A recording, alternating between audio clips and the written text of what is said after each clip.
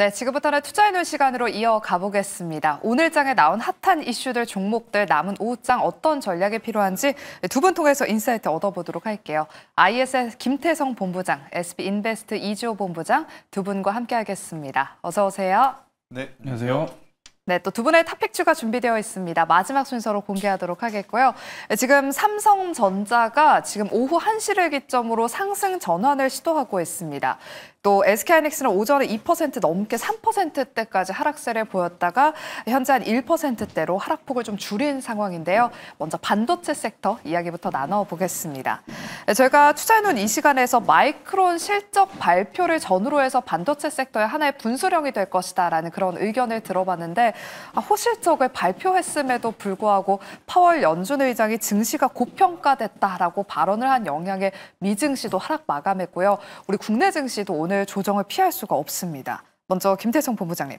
그래도 마이크론 테크놀로지가 컨퍼런스 콜을 통해서 내년에도 디램 공급이 부족할 것이다라고 하면서 반도체 투자 확대 기조를 말했습니다. 네. 지금 오후 1시를 기점으로 삼성전자로 조금 올라오면서 양봉으로 전환하려는 시도를 하고 있는데요. 반도체 오늘의 조정을 어떻게 해석하시는지도 궁금하고요. 그럼 우리는 어떤 쪽에 조금 더 무게중심을 둬야 하는지도 짚어주실게요. 일단 우리가 주식을 베팅을 할 때 뭐 여러 가지를 감안을 하는데 가장 첫 번째는 결국 그 기업이 돈을 잘 벌고 있는지 그리고 앞으로 돈을 잘 벌 건지에 대한 부분을 먼저 체크를 하고 두 번째 이제 주가의 위치에 대한 고민을 하는 게 보통 일반적인 순서지 않습니까?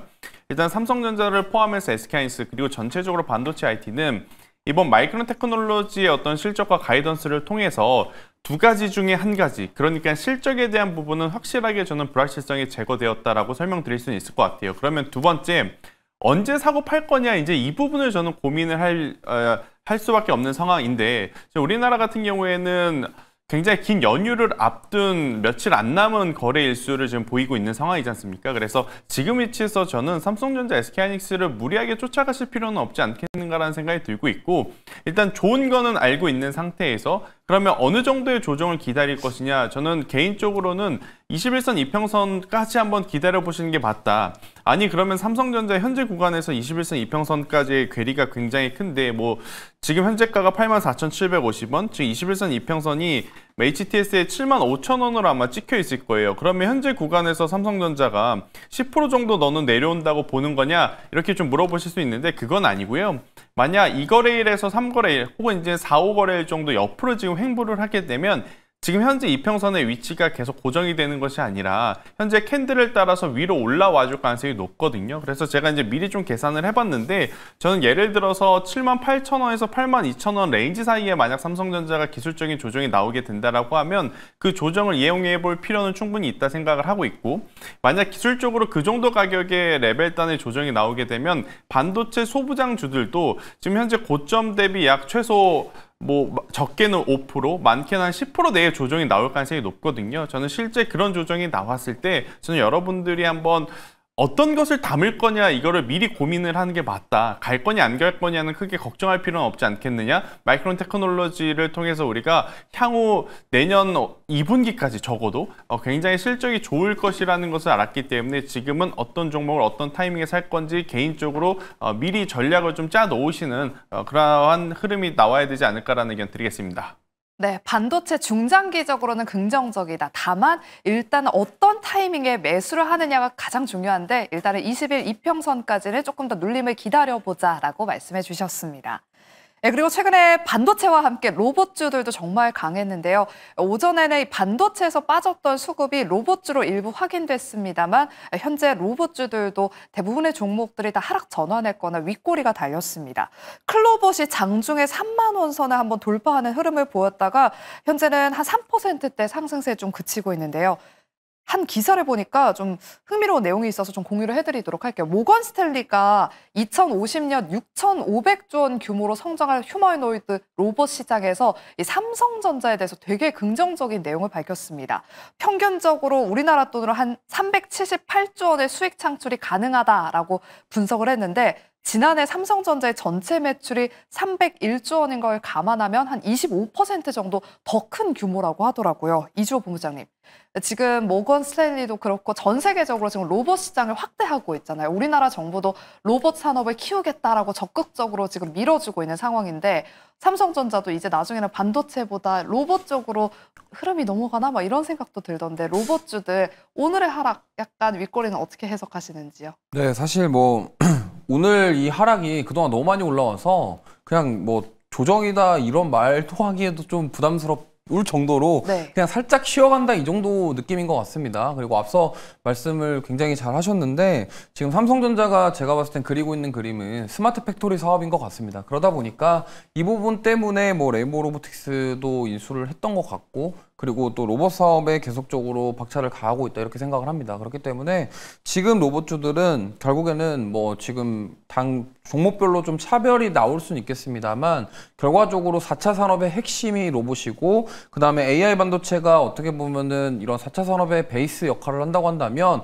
이제 본격적으로 세분화돼서 돈을 만들 수 있는 거는 저는 로봇이라고 생각하기 때문에 이 부분에 있어서도 좀 모건 스탠리가 긍정적으로 좀 얘기하지 않았나 이렇게 생각을 합니다. 그래서 지금 보면은 로보티즈랑 클로봇이랑 원익홀딩스가 약간 로봇 지금 3대장 역할을 하고 있는데 이 세 종목의 공통점이 있습니다. 다 미국의 기업에 뭔가 납품을 할 예정이라던가 뭔가 계약이 됐다라는 소식이 다 있다라는 겁니다. 로보티즈는 많은 분들이 뭐 액추에이터 관련해서 아시겠지만 지금 휴머노이드 로봇 테슬라 쪽에 들어가는 로봇에 대한 공급 부각이 되고 있는 상황이고요. 클로봇은 보스턴 다이내믹스, 원익홀딩스는 메타. 이게 세 가지 종목이 다 공통점이 있고 이러한 종목군들이 다 이런 대장 역할을 하고 있다는 점.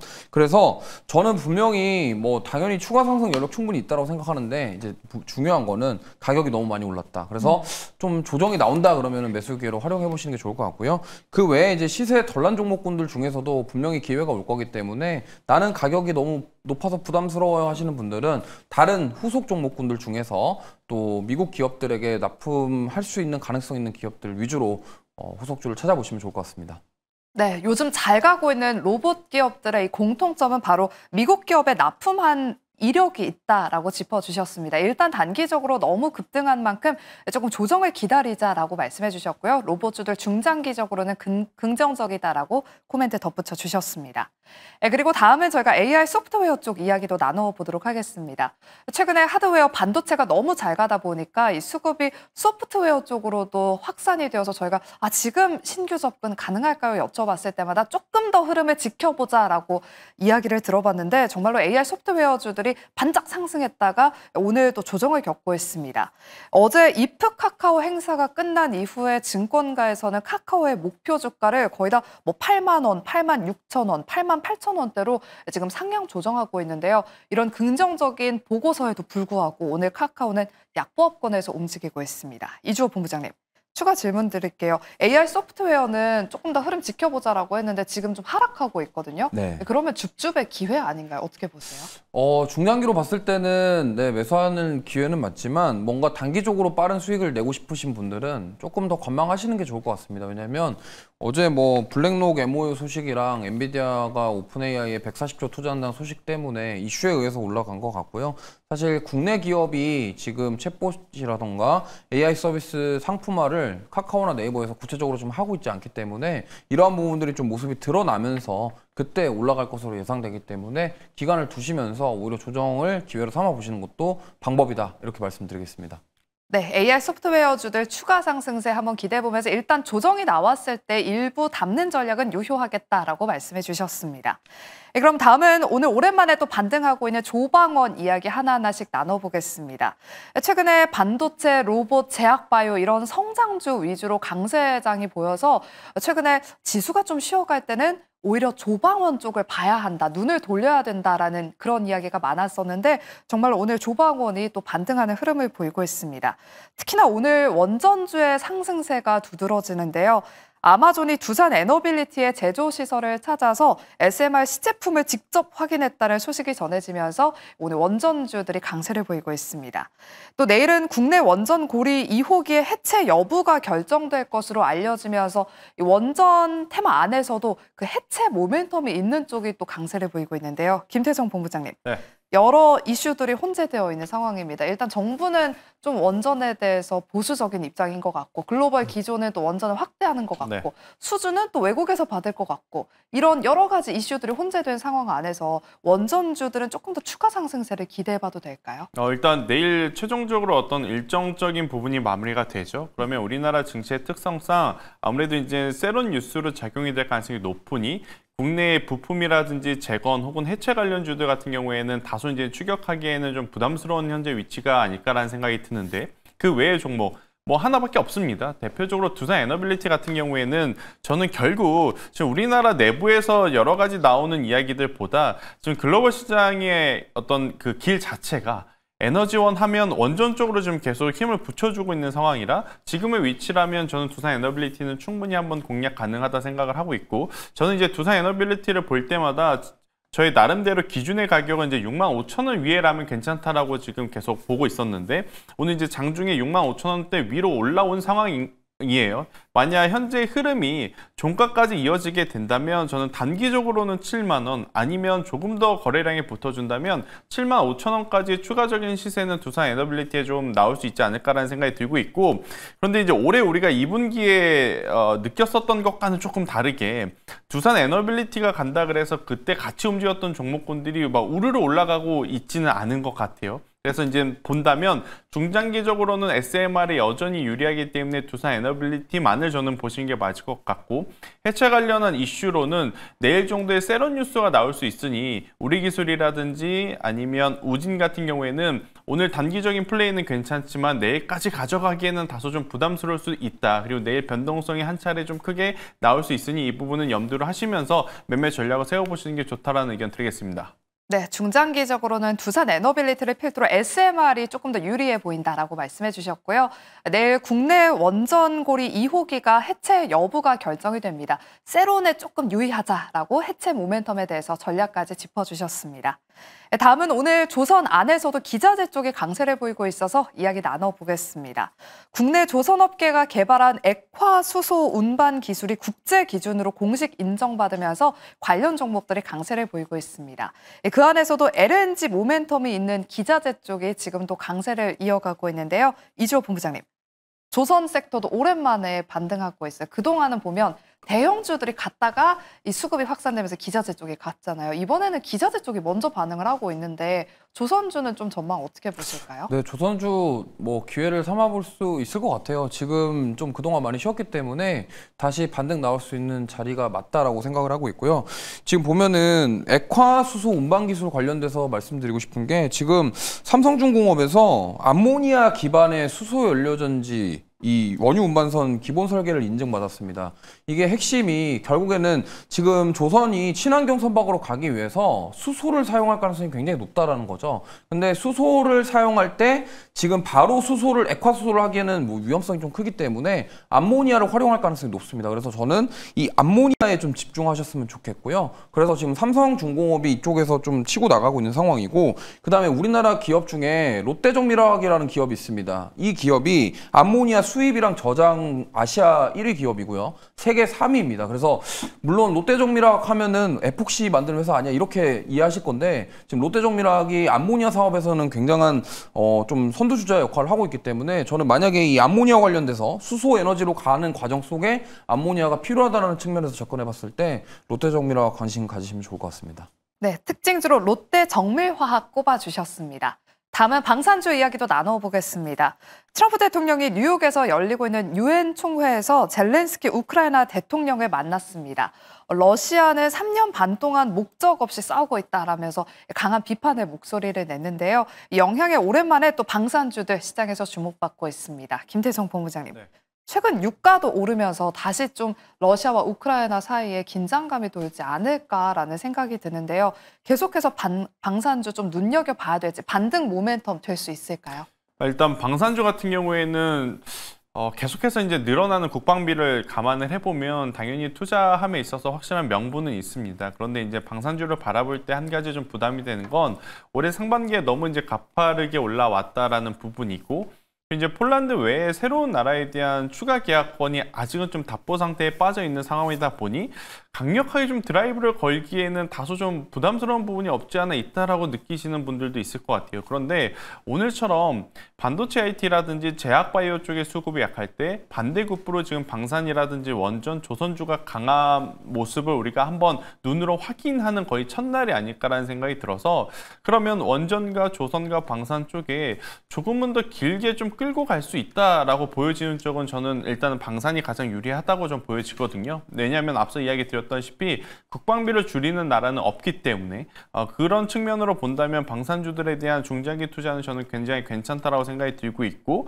가격적으로 메리트는 최근에 이제 대량 거래량을 동반해서 이제 올라오기 시작한 뭐 한국항공우주라든지 아니면 소형주 단에서는 요새 이제 보잉사에 대한 관심도가 많이들 이제 올라가고 있는 것 같아요. 휴니드라고 하는 기업이 지금 2대 주주가 이제 보잉사로 우리가 알고 있으니 휴니드라는 기업과 같은 어떤 스토리가 있는 쪽은 괜찮지만 예전처럼 그냥 막연하게 전쟁이 일어나거나 이런 지정학적 리스크가 발생이 되면 움직였던 테마주들 같은 경우에는 보통 이제 우리가 윗꼬리에 좀 당한다라는 표현을 할 수 있거든요.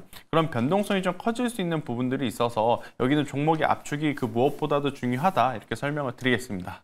네, 방산주에 대해서 긍정적인 코멘트와 함께 또 휴니드까지 특징 기업으로 언급해 주셨습니다.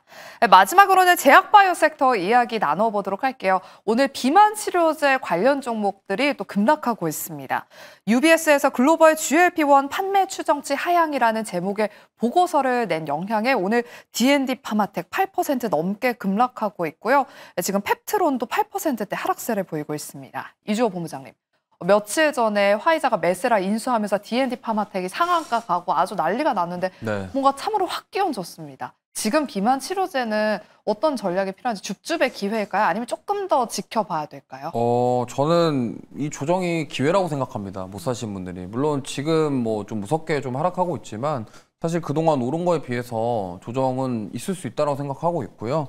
사실 UBS가 뭐 이런 말도 있습니다. 국내 약간 하방 베팅 하고서 지금 리포트 저렇게 일부러 악의적으로 내는 거 아니냐. 네. 이런 얘기들도 좀 있는데 좀 너무 심하게 좀 나쁘게 얘기하는 것 같습니다. 알테오젠도 그렇고 그다음에 비만 치료제 전반적으로도 그렇게 너무 좀 강하게 얘기를 해서 이 부분이 아무래도 고점에 있는 종목군들이 많다 보니까 이에 영향을 좀 크게 받는다 이렇게 생각하시면 좋을 것 같고요. 만약에 사지 못했다. 나는 보유하고 있지 않다. 그래서 이번 기회를 삼아보겠다 하시는 분들은 조정이 끝나고 다시 반등이 나오는 타이밍에 한번 공략해 보시면은 괜찮지 않을까 이렇게 생각합니다.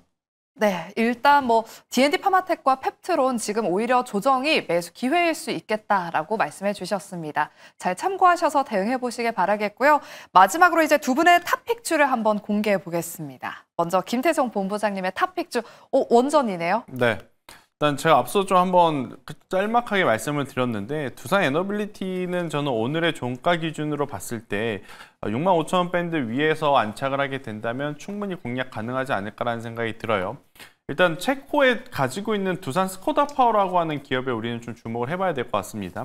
두산 에너빌리티 하면 가장 높은 수주 잔고를 기록했던 게 바로 이 가스터빈이고 이 가스터빈을 이제 유럽 쪽에서 생산을 할 수 있는 기업이 바로 이제 두산 스코다 파워인데 이 두산 스코다 파워를 가지고 있는 게 이제 두산 에너빌리티로서 우리가 지금 이제 두산 에너빌리티에 대한 관심도 높아진 상황이죠. 결국 지금 미국도 그렇고 유럽도 그렇고 너도 나도 원전을 하고 싶어 하는 상황. 특히나 테크 기업들은 지금 발등에 불이 붙은 상황이죠.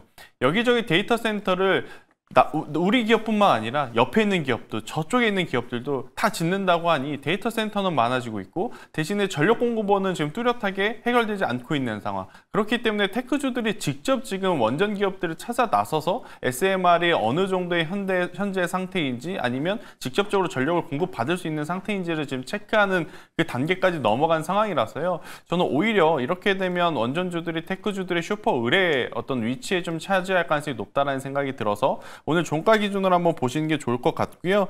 목표가 같은 경우에는 저는 1차적으로는 7만 원을 드리지만 7만 원이라는 가격대를 돌파를 하게 되면 저는 자연스럽게 모든 시장 참여자들은 7만 5천 원 그 이상을 바라볼 가능성이 높다 이렇게 좀 말씀드려보도록 하겠고 대신에 조금은 이제 높은 위치에서 그리고 이제 조정이 완벽하게 마무리가 되지 않는 상태에서 출발하는 현재의 흐름을 쫓아가는 거라 손절 라인을 굉장히 좀 짧게 가지고 나왔는데요. 6만 원이라는 가격대 이탈을 하게 되면 그때는 손절을 하시는 게 맞지 않을까라는 의견 드리겠습니다. 네, 원전주의 대장, 이 두산 에너빌리티 오늘 탑픽주로 말씀해 주셨습니다. 이어서 이주호 본부장님의 탑픽주도 바로 공개해 볼게요. 네, 저는 오늘 리노공업 가져왔고요. 사실 심텍이랑 TLB를 요즘에 보신 분들은 맞아요. 와 내가 저걸 살 걸 이렇게 말씀하실 건데 네. 과거로 돌아가 보면 PCB 기판주들이 22년도에 랠리가 나왔습니다. 그 다음에 HBM 관련주들이 23년부터 랠리가 나왔고요. 이제 테스트 소켓 관련주들이 24년도에 랠리가 나왔습니다.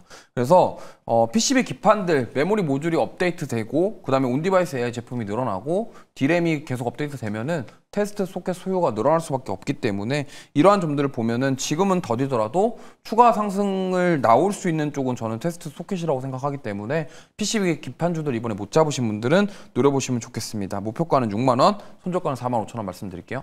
네, 심텍이 오늘 52주 신고가 경신하면서 기판주들 흐름이 굉장히 좋은데요. 혹시나 놓치신 분들을 위해서 후속주로 리노공업, 소켓 관련주 또 말씀해 주셨습니다. 네, 저희가 준비한 순서는 여기까지입니다. 저희는 내일 오후 12시 이 시간에 돌아오도록 할게요. 끝까지 함께해 주신 여러분 고맙습니다.